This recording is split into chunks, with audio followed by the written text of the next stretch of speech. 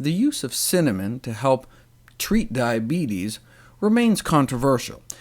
We know that cinnamon is so good at controlling one's blood sugar that you can cheat on a diabetes test by consuming 2 teaspoons of cinnamon the night before your glucose tolerance test.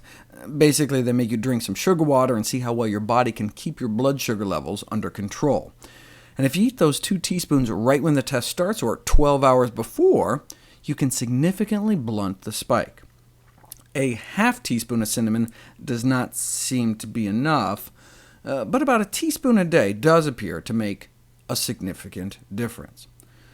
A review of the best studies done to date found that the intake of cinnamon by type 2 diabetics or prediabetics does lower their blood glucose significantly.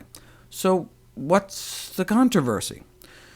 Well, as I described before, cassia cinnamon, also known as Chinese cinnamon, or probably what you're getting at the store if it just says cinnamon, contains a compound called coumarin, which may be toxic to the liver in high enough doses.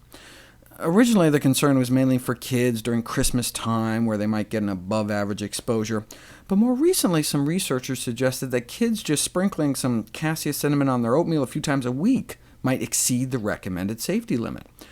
The bold values here are above the recommended upper limit.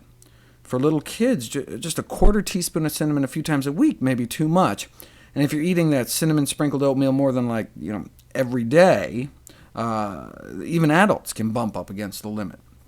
So a teaspoon a day of cassia cinnamon might be too much for anyone. But look, no problem. Just switch from cassia cinnamon to Ceylon cinnamon, and you can get the benefits without the potential risks, right? Well, without the risks, yes, but we're not sure about the benefits. Nearly all the studies showing blood sugar benefits of cinnamon were done on cassia. We've just assumed that the same would apply for the safer cinnamon Ceylon, but only recently was it put to the test. Owing to the presence of that toxic compound, the Federal Institute for Risk Assessment in Europe has warned against consuming large amounts of the cassia cinnamon, suggesting a switch from cassia cinnamon to Ceylon cinnamon, also known as true cinnamon. But we didn't know whether or not the true cinnamon had similar benefits until now.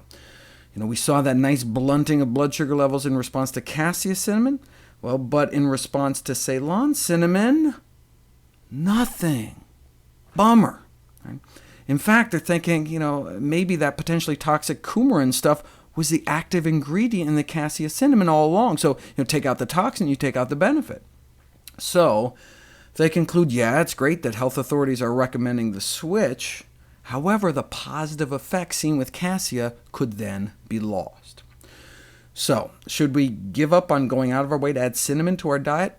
No, I think it's still a good idea to shoot for about a teaspoon of cinnamon, of Ceylon cinnamon a day, since there's a bunch of other benefits linked to cinnamon besides just blood sugar control, not the least of which is its potent antioxidant content.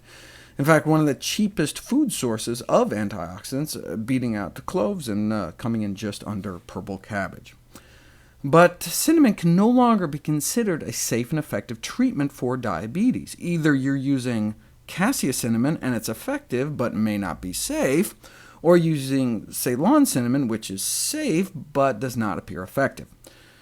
But look, even the cassia cinnamon only brought down blood sugars modestly. In other words, only as good as the leading diabetes drug in the world, metformin, sold as glucophage. Yeah, it may work as good as the leading drug, but that's not saying much. The best way to treat diabetes is to attempt to cure it completely, reversing diabetes with a healthy diet.